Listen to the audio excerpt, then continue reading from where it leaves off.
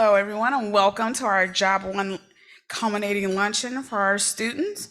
My name is Alita Williams, and I am president of the Rotary Club of Chicago, and I am opening the 5,670th Rotary meeting.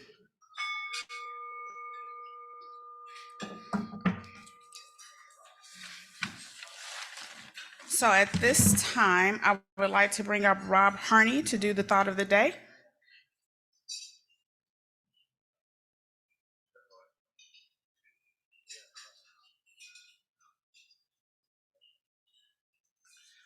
Yeah, good afternoon, everyone. The thought of the day is published in one of the greatest books I love, which is Think and Grow Rich by Napoleon Hill. And it's a poem. And it was, as far as I know, it's an anonymous poem, but it's, I bargained with life for a penny, and life would pay no more. However, I begged at evening when I counted my scanty store. For life is a just employer. He gives you what you ask. But once you have set the wages, why, you must bear the task. I worked for a menial's hire, only to learn dismayed that any wage I had asked of life, life would have willingly paid.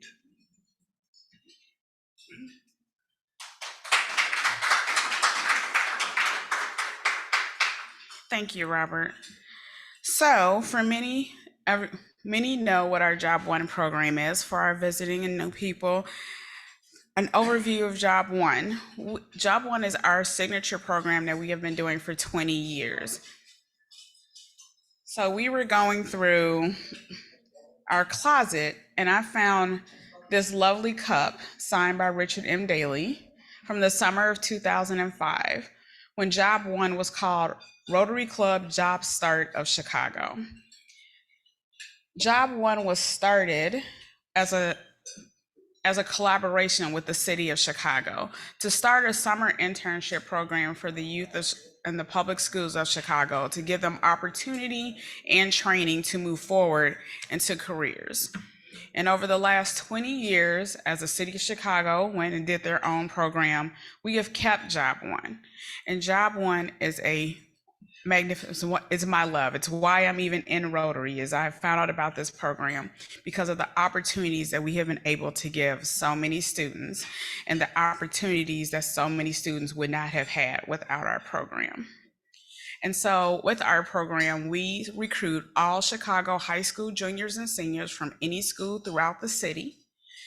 We go through a wonderful application process in which we do weed out a lot of students.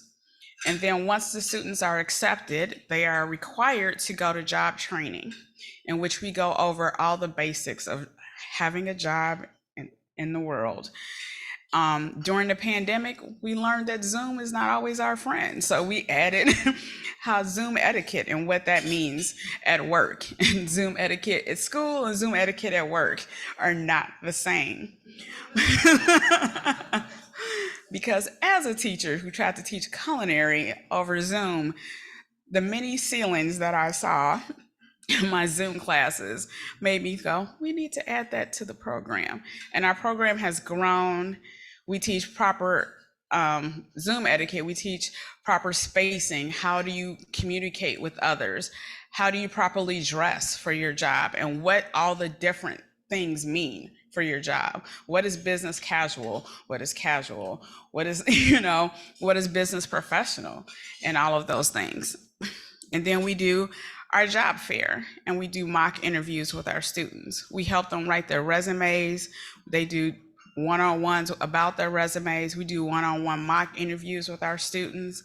And like I said, we have our job fair, in which I tell all of my students it's the only job fair in the world that you're going to and you know you're leaving with a job. Because I tend to always have more jobs than I have students, because I feel that it's important that the whole experience is about them coming out with a position somewhere. And our program is different in the students also get to choose where they wish to go. And the employers get to choose the students and we match them together. So, because I know as a high school student, if I have a choice of this great job that I want to be at, or if I'm going to go you know, go work somewhere that I kind of am interested in. When my friends call, I'm going to go hang out with my friends, which is also why all of our students make whatever the prevailing minimum wage is in the city of Chicago. Because when you're making $8 an hour or you're making $15.50 an hour, I'm going to work for $15.50. For $8, I might go ahead and go to Navy Pier with my friends and go back to work tomorrow.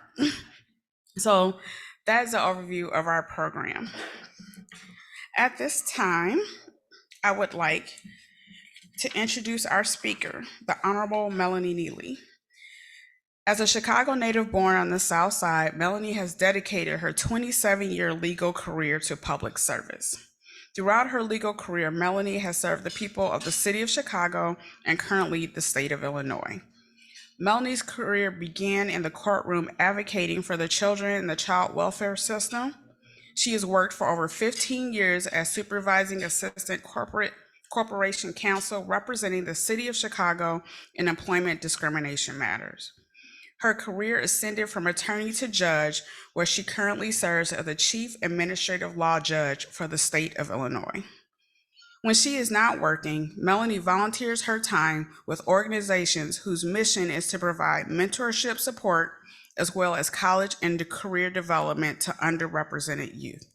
To that end, Melanie serves as vice chair of the board of directors of Changing Worlds, serves on the board of the Friends of Whitney Young, sits on the board of the Chicago Municipal Employees Credit Union, and the Government Services Committee of the Black Women Lawyers Association.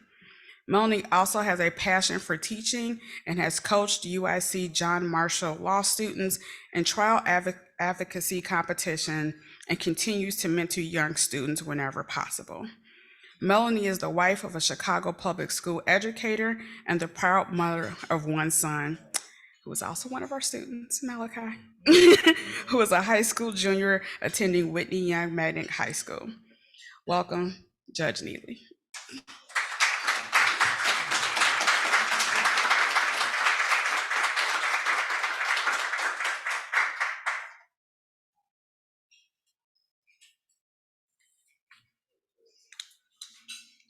I have to put my glasses on because my vision's not quite like what it used to be. Okay, thank you so much, President Williams, and thank you, Rotary Club, for having me speak. I want to first start by saying this is a phenomenal program that my son was introduced to. I have been described as a helicopter mom, not once, but twice as well by President Williams at one point, I think. And I like to say I wear that badge with honor, because if it wasn't for this helicoptering that I do on a regular basis, I also call myself the momager, he wouldn't be here and he wouldn't have had this wonderful experience, because a lot of times it takes a village, and I appreciate the opportunity to have him here. I also appreciate the opportunity to make these remarks today. My focus today is really to the youth, to the students.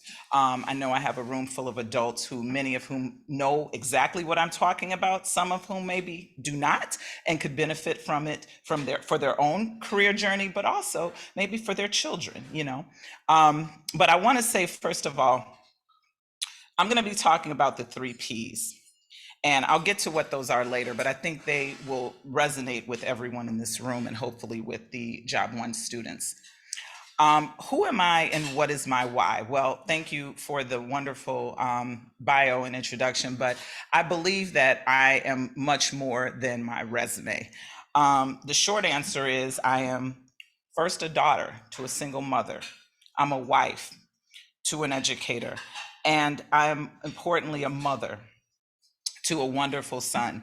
And as a mother, as a wife, as a daughter, I have always led by example. I believe I'm a leader, but I also believe I'm a community servant. My why is simple. I want to share my journey. I want to help pave the way to our future leaders, because guess what? Our children, those of the children who are in the youth that are in JOB1, but also the youth that are around us every day, some of whom we see on TV and we may judge them based on some of the things we see in the media. But guess what? These are our future leaders.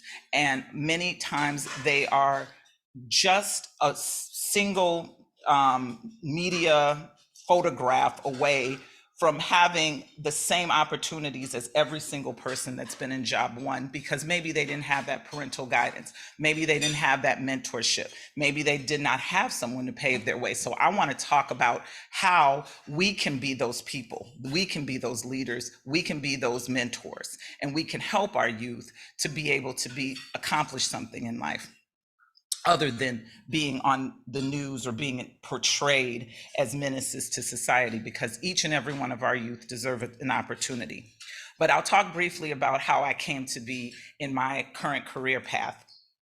My mother was a single mom who struggled all the time to raise me. I was not someone who was handed an opportunity. No one got me into an Ivy League school because they were able to bribe their way into getting their children into a school. But no, I was given every opportunity I gave because I worked. I put in the work. But I watched my mother struggle every day to do the work of two, oftentimes, and being able to show that she too was an independent, strong woman who was able to carve her own path. She didn't have those opportunities either. So I took the lessons I learned from her, and most importantly, I took the mistakes and challenges that she faced as well, and I was able to use that as a platform to get to where I am right now.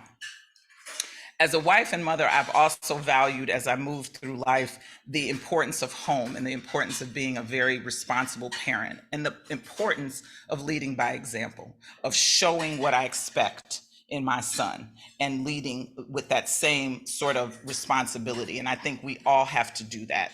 And I think that is the most important thing we can do. But I really know that home is most important, because we can go out and we can become judges, and we can become presidents, and we can have all these wonderful titles. But at the end of the day, who our family is and what we do at that home is what really is important. And that is what I most am proud of.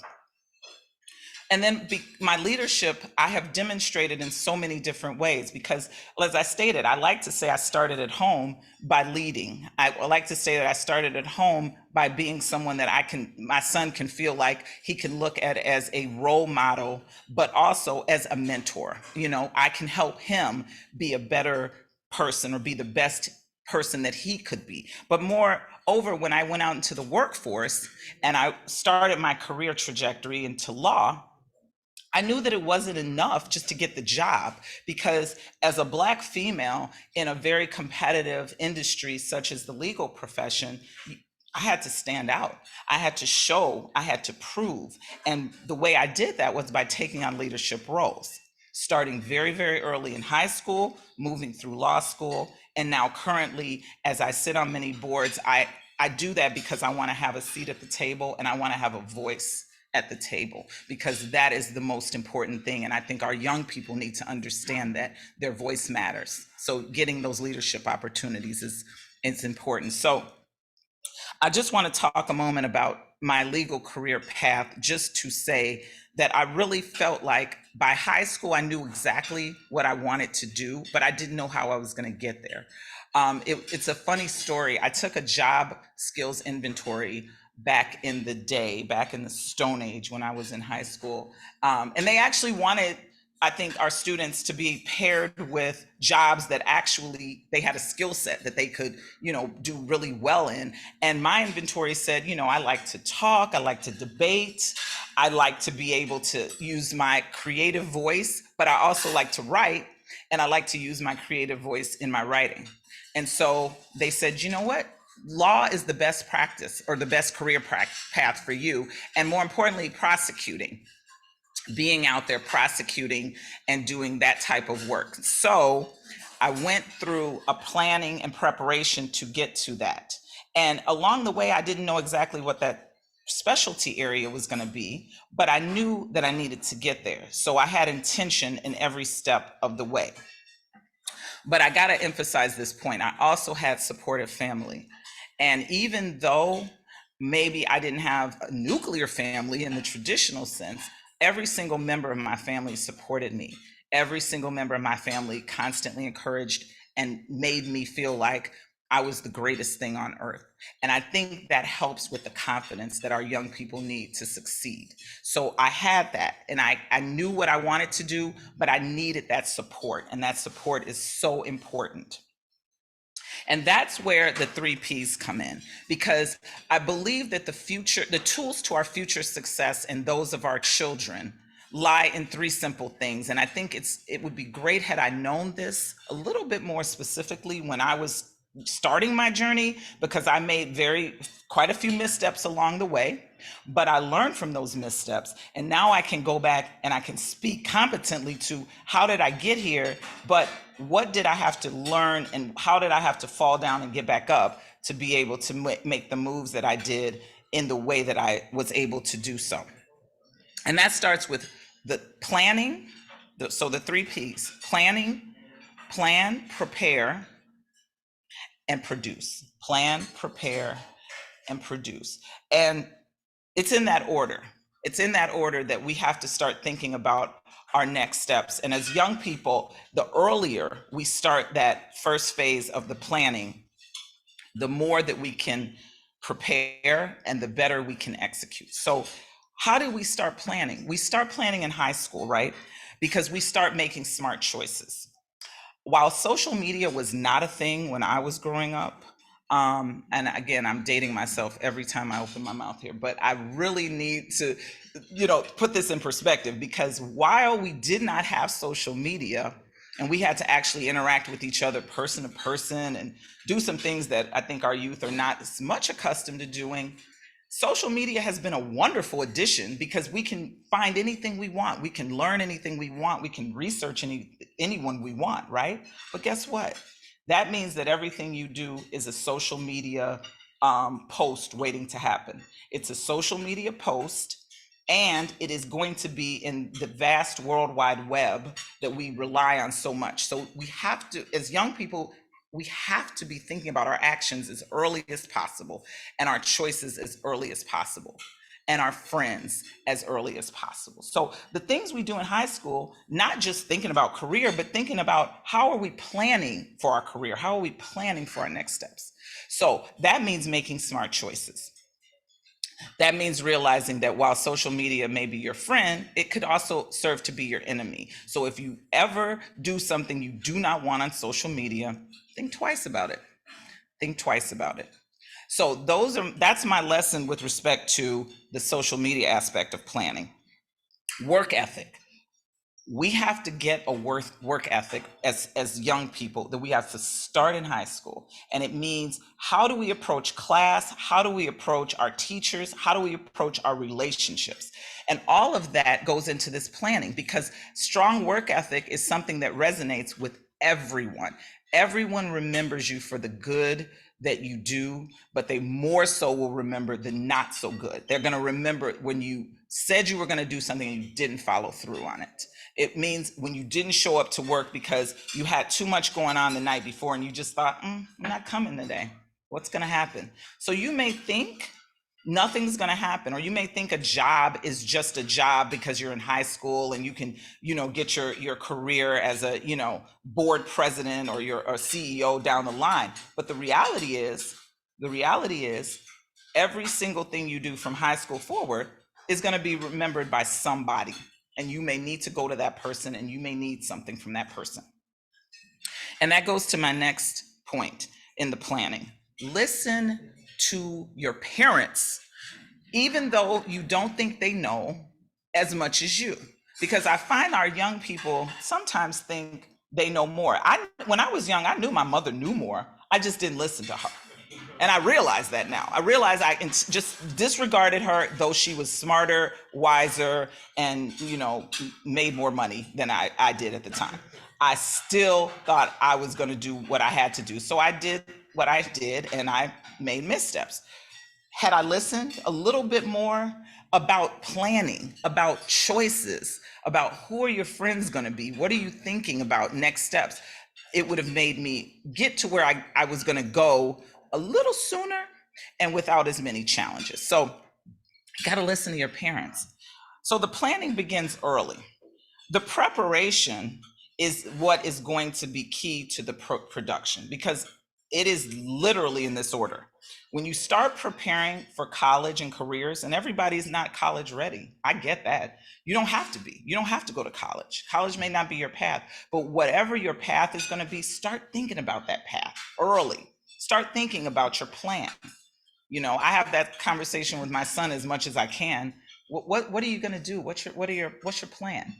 Be it his plan for what kind of extracurriculars, what kind of leadership roles he's going to get, what colleges is he going to. Start planning as young people as early as you can, because why? You can start executing a lot sooner when you have a plan.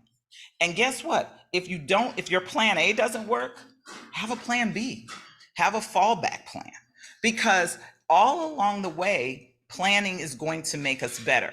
I remember thinking to myself when I was in college, I don't know how I'm going to get a job, because I know I have to go to law school, and I'm starting to think about the 4 years. I'm thinking about the 4 years of college. I'm thinking about the 3 years of law school. So that's right, 7 years of school. So I'm kind of thinking, I got a delayed, kind of gratification job. But guess what? That did not do. It didn't stop me from trying to secure internships as early as college. As soon as I was able to get in front of people that could listen, I'm trying to get my next job. I'm trying to get my summer jobs. I'm trying to strategize so that when I get into law school, I don't have as much of a problem, because I'm going to start calling on some of those people, once I get my law degree, once I pass that bar exam. So I was doing that early. I think as young people, whenever you know what you're going to do, start early. Start that networking, start those connections, start getting those jobs. And you may think, oh, this job, for example, you might volunteer at Rotary 1. You may say, hey, this is a volunteer opportunity. Maybe I'm not getting paid for it, but you never know who you're going to meet at some of those in some of those volunteer opportunities and some of those internships that are not maybe paid, but yet you're in front of people and they're seeing that work ethic I talked about, right? So the work ethic, showing up, making connections, that all goes into the preparation. And then the leadership is the last thing I want to talk about, because again, it is not just enough sometimes to do the work. It's important to take on a leadership role. And that could be anything. That could literally be like a volunteer position. That could be you taking on a leadership role at home. You have 2 or 3 siblings. Maybe you're the older sibling, or the one that wants to help out and do the most, at least in terms of helping out your parents. All of those leadership roles can go on your resume. You can say that, you can say that you were, a caregiver to your siblings, that is also just as important of a leadership role as it is if you go into a workplace, or even if you go into one of your, extracurricular leadership roles at school. All of those are equal, because the reality is employers and other people who can help you down the line want to see what you did. They want to see how you took that initiative to be a leader. And that is extremely important, as much as it is to build your network along the way. And then lastly, produce. If you do not produce, that means if you don't show up, if you don't do the work, and if you don't follow through. If that means going to the next level of college, when you might start getting a little bit, college fatigue. It's hard with grad school, because now you're like, oh my gosh, another 2 to 3 years, depending on the next program. Sometimes that's the means to the end. I don't know how many young people I've heard in different walks of life and my mentorship roles and things like that, who say, you know what, I don't really think I can do all that college. It's just like, if I do the 4 years, that's it. That's all I can do. That's it. I want to take a gap year, a whole phenomenon that was not around when I was there. Gap year, which I appreciate. I appreciate using the gap year to do something, but what are you going to do in the gap year? What are you going to do if you don't finish the grad school? Because do you have a plan? Back to my planning, right? Do you have a plan? So it's about saying, you know what, maybe I have to make a sacrifice to get what I need, to get to where I want. I can't tell you how many days of law school I thought, oh my God, I can't do this again. And then I don't even want to talk about the bar exam, because that's a separate PTSD trauma that I still experience day to day to day. But I can tell you this, was it worth it? Absolutely.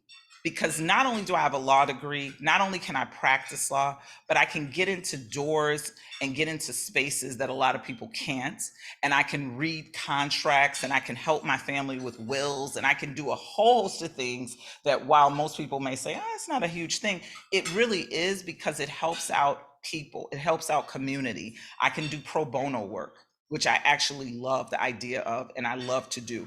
I love the idea of helping people who can't afford sometimes expensive lawyers, but you have the aptitude and you have the credential to do that. So I like that opportunity that I have, that most people, a lot of us don't. But as a young person, you're thinking about not only a job that's going to pay a lot, because let me tell you, that should not be the thought process, is what job is going to pay a lot. The thought process should be, when you're thinking of how you're going to produce, is what is the job that I am passionate about, that I enjoy? How can I leverage that to make a living for myself? And a living can be great money, or a living can be enough money. It doesn't have to be a ton of money. I think we are so focused on, what careers make us money, that we're not thinking about what careers make us happy, and then what careers can we stay in? Because I can tell you this without question, you will produce the most when you enjoy what you do. You will be invested, you will go to work every day. You might not be happy every single day, but you show up wanting to put forth your 100%. And that's what I mean by produce, because putting forth your 100% will always resonate with people. So that is something that I think every single young person has to realize, that not coming there, doing 50%, doing 100% every single time.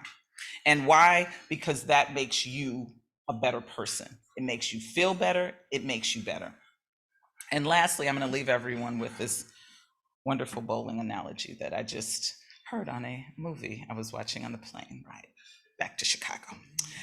So I think that, and this resonated so much with me, I think we have to try. I don't know if everyone's a bowler. Who bowls in the room? Anybody is a bowler? Okay. So anybody who's a bowler will appreciate this. And while I'm not, and nor have I ever been on a league, I feel like I can hold my own on the bowling alley. But that's the point of this, holding your own. I want our young people to think of it this way. You want to be able to bowl with no bumpers.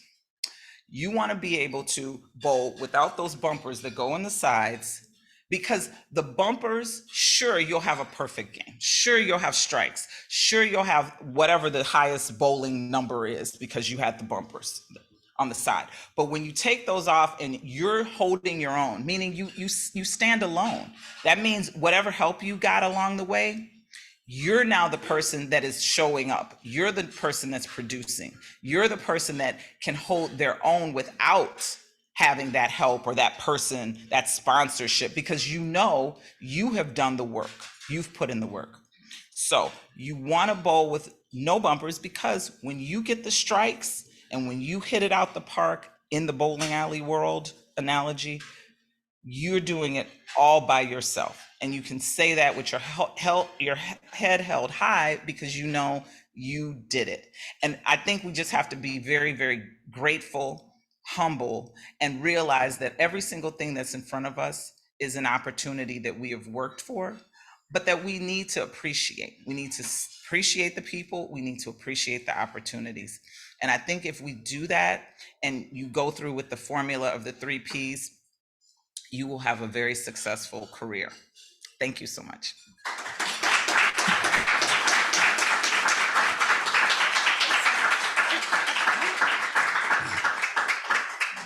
Thank you so much. So our gift to you is a wonderful mug from Rotary Club of Chicago with some homemade cookies from Al's Cookie Mix. So we support different organizations, and this year I'm supporting Al's Cookie Mix. My friend Alvin started a cookie company to give his autistic son and his friends a job once they aged out of the system. And so he started this, and through this, we get to support him. If you go to the QR code, you get 10% off. And the best part about it is you get to build your own cookie. So you start with the base and you put whatever you want in it, and then he ships you out a cookie mix, and then you're all set. So this is for you. Thank you so much. Thank you.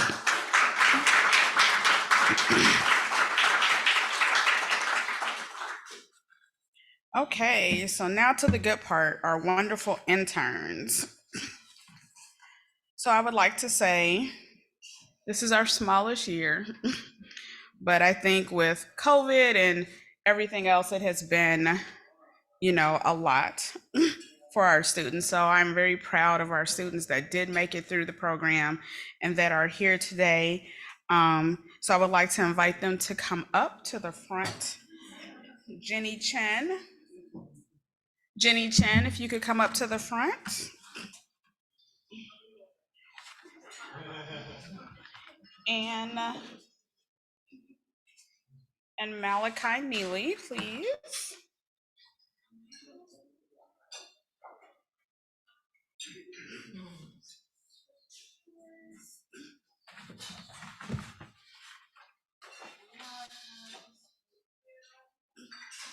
So each of our students received a JOB1 pen so they can remember their wonderful time here with us. Rotary loves our pens, so that's it. And also with that, I always tell them in training, you should show up with your own good professional pen because it stands out. They're like, they didn't have to ask for anything. They had a great pen. And so I give them each a really nice Rotary pen also as a remembrance of their time in the program. So thank you.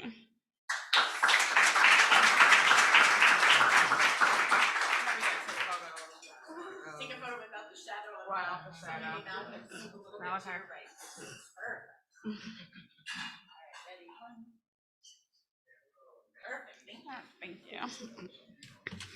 Okay.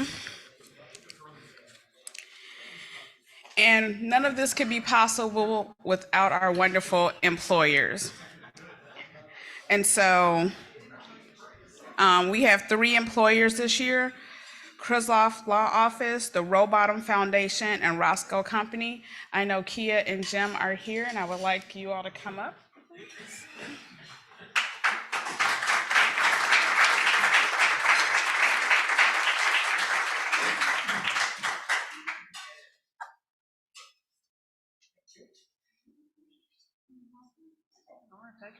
Do our pictures.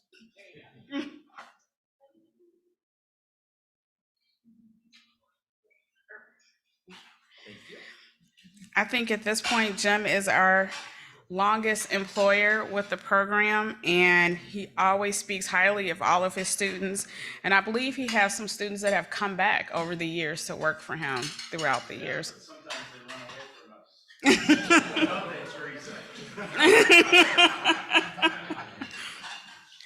I will point out that she talked about you in her essay and how great it was working for you. And then nothing that we do, I could do without my wonderful committee. So as my committee can stand up when I call their name: Eric Kemple, Robert Harney, Andrew O'Connor, Kia Rowbottom, Lisa Russ, Sherilyn Shaw, who is never here, and Joel Tim. Thank you so much.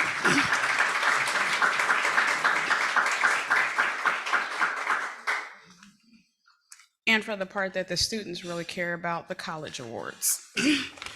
So every year we give out college awards to our students that have a range up to $2,500 for our students, based upon their essay, their recommendations, and their participation in the program.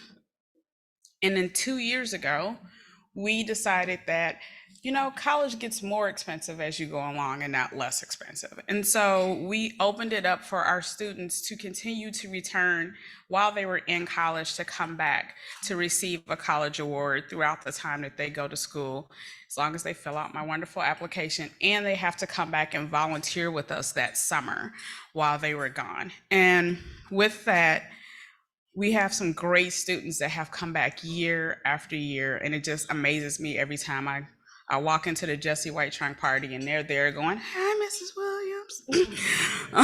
So our winners this year are Maya Banks, Jenny Chen, Xavier, you know what, I'm not gonna mess up his name, Courtney Johnson, Teresa Pan, and Justine Rosnick. Many of our students are already gone and off to college, but Teresa is here and Jenny are here. So if you all come up.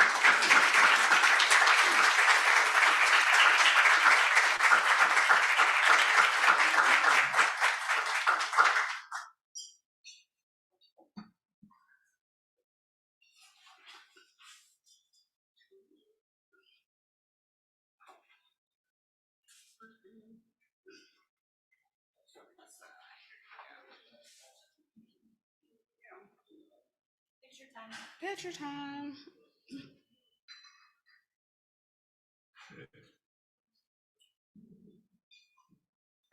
Yeah.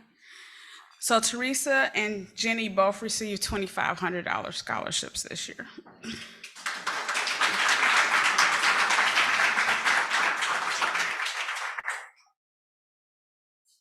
So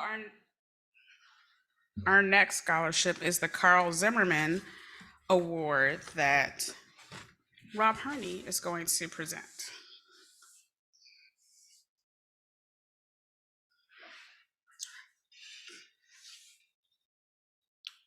For those of you who may not have known Carl, Carl was an amazing guy. He was a member, long-term member here of Rotary 1, and he started a tech company. And he started that tech company in the bedroom of his parents' house when he was growing up as a young man at the age of 16, I believe.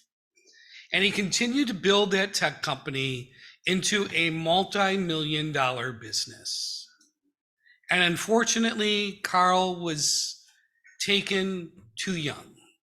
He was taken from this earth, and his company continued to live on and is now part of another organization and did a lot of really cool things and was very active as an employer of the Rotary 1 JOB1 program. And Carl also enjoyed his bourbon as well. So it made him a really great guy. and so that at Rotary 1, we decided to create a scholarship in honor of Carl for all the great things that he's done, a phenomenal entrepreneur, and also someone that really gave back as well. So I'm looking here in the as what I'm reading. So in the recipients this year of the Carl Zimmerman Award are Xavier Garcilazo and Teresa Pan. So two.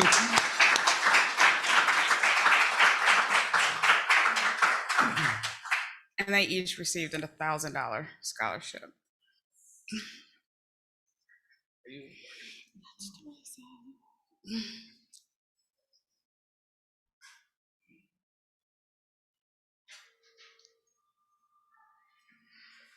Thank you. And so our next scholarship is the RILA scholarship. And Dennis, would you like to come up and do that for me, please?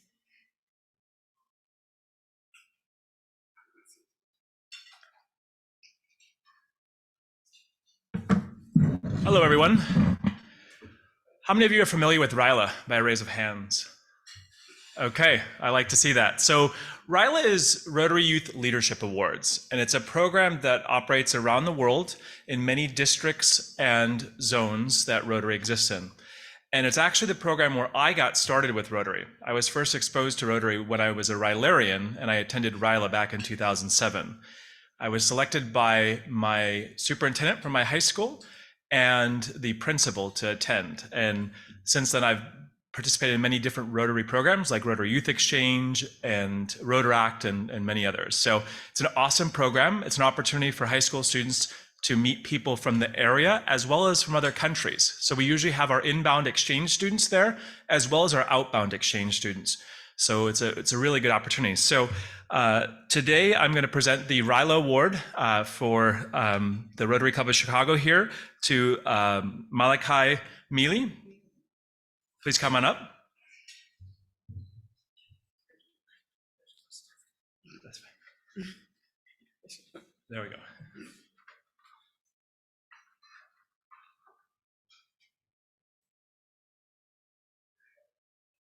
Thank Awesome. you. Congratulations.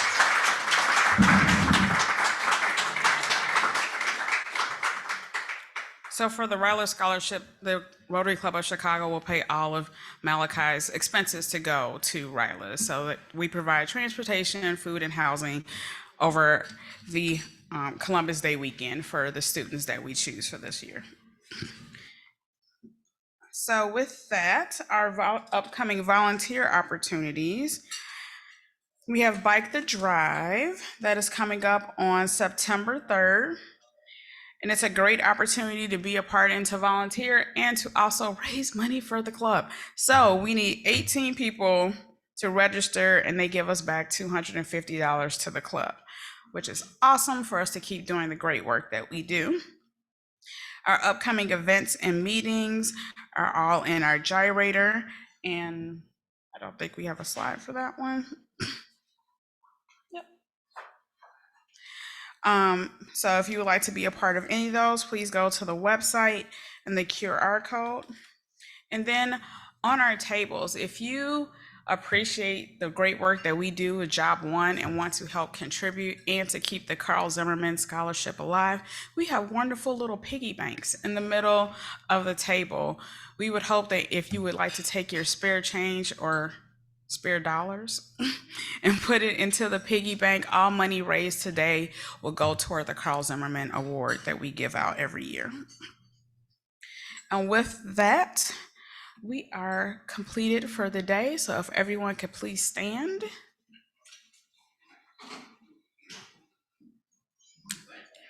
Early. And I'm going to lead you all in the 4-way test of the things we think, say, and do. Number 1, is it the truth? Number 2, is it fair to all concerned? Number 3, will it build? Number 4, will it be beneficial to all concerned? And what we've added, number 5, will it be fun? Thank you. Thank you all for attending today.